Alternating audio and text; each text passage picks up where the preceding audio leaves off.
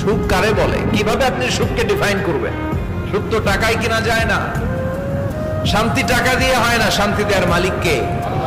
শান্তি আছে অল্প খেয়ে শুকর করার মধ্যে, শান্তি আছে আলহামদুলিল্লাহর মধ্যে। চিল্লায় বলেন ঠিক কিনা? এজন্য অল্প খাবো, অল্প পড়বো, অল্প জামাবো, অল্পের ভেতরে বরকত দিয়েছে কে? দেখেন ধনী ভাইরা খেতে পারে না, কিন্তু রিকশালার কি সমস্যা হয়? রিকশালারা সব খেতে পারে, কুলিওয়ালা, দিনমজুর, এরা একেবারে